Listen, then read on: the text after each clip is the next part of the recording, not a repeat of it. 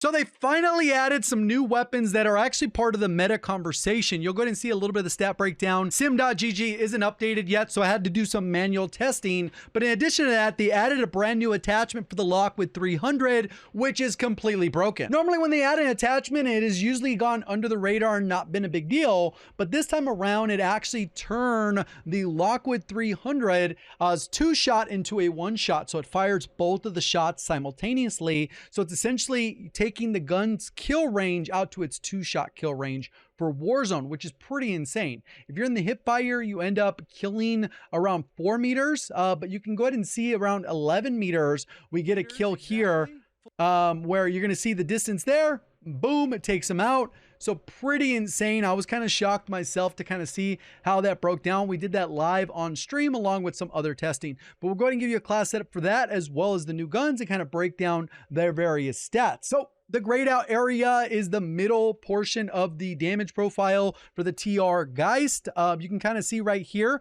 the green highlighted is the practical TTK, that probably the most common TTK at range. And then you can see kind of how its TTK varies up close. So it's nothing special to write home about, especially when a lot of the TTKs for the SMG meta is right around 600 or less with headshots in the mix. So not necessarily competitive up close, which you wouldn't really expect, but at range, it actually is kind of competitive. Once you take a look at the damage profile. I tested it, even though I don't think anyone will ever use it. The single fire semi-tap, which is a 10-round mag, isn't particularly good. It could be broken, but realistically, it's kind of like whatever. It's probably going to be fun for multiplayer though, because it does do quite a bit of damage in that first damage drop off, where it could be like a 2-shot kill in a lot of cases, even with the health change that we'll see in MW3. Then we get the ISO 9mm, which has a TTK of roughly around 602. That's probably the common TTK. It could have a little bit slower TTK if you're hitting limbs or too many stomach shots, but in general you'll probably get around a 602, which is pretty much in line with the Lockman sub as well as the ISO 45, even though these guns are a little bit different. If you get 2 headshots in the mix, you will get a faster TTK of 542, and it will be mirroring the Lockman sub and the ISO 45 in those categories. So with these 2 new guns, they are free within the battle pass. You just kind of got to get enough tiers to go ahead and move in and actually unlock those. So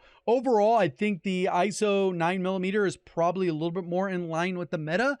We have to get the updated stuff on some of the other changes they made, but overall, it does fit into where you would expect. And then we have the TR-76 Geist, which there's a couple different builds with this one. It goes up to level 23, while the ISO goes up to level 13. In terms of the build, you can kind of see how the build lays out here. I experimented with a couple different options. You could either go with the suppressor, or you can go with something like the sock and thread or the tie LR8. I played with a bunch of different ones. I like this build the most, but the other builds are still pretty good. Or maybe you drop the F-Tac Ripper, put on the tie LR8, and then you go with the ammunition for high velocity. So you kind of build it a little bit similar to the cast-off 762. So you can kind of see how this one is. Not particularly crazy high fire rate. It is faster than the cast-off 762. Now that they added aim assist back into the, the firing range, makes it a little bit easier to hit your shots, but overall, pretty solid gun. And then we got this one, which I kind of built it. I put on an optic just because I like to see my target. I still probably prefer the Lockman sub over this, even though it is what it is. It's an easy gun to use, but in general, you can really mix it up. Maybe instead of having the demo fade or the optic, you can go with the rear grip, or even a muzzle if you kind of want to help out that aspect. And this is kind of how it built out. And you can see it has pretty decent mobility in both of the guns. I didn't really show the other gun reloading too much, but the reload on that one is pretty good as well. You can kind of see how quick that is. And if you don't go to complete empty, it's pretty quick. And that's without fast hands. And then the one where it gets crazy is this Lockwood 300. So definitely use this before they nerf it. The key is to get this Maelstrom dual trigger.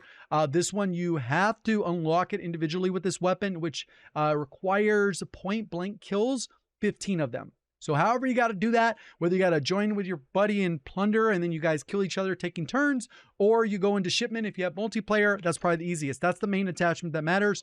And then I've kind of built it out where you get the most range possible. You could do more hip fire build or whatever the case is, but it's super unforgiving. If you miss your shots or you don't get a 1-shot kill, you are basically going to die. So you got to really know how to use it. But overall, pretty solid build there. And you're going to be able to take people out at 10 meters. Obviously, this is base health. But with fast hands, you are able to get a reload in. So if you're used to playing with the shotgun, where you kind of hit your target and then you get into cover, and then as you time it, you come back out. So you kind of do one of those and you kind of do it like that. So you time it so you're not out in the open, you're not leaving yourself vulnerable. You kind of go that route. Hopefully you enjoy these 3 weapons while they are pretty good. If you enjoyed the video, hit the like button. See you on the next one. Thank you for watching. As always, have a great day.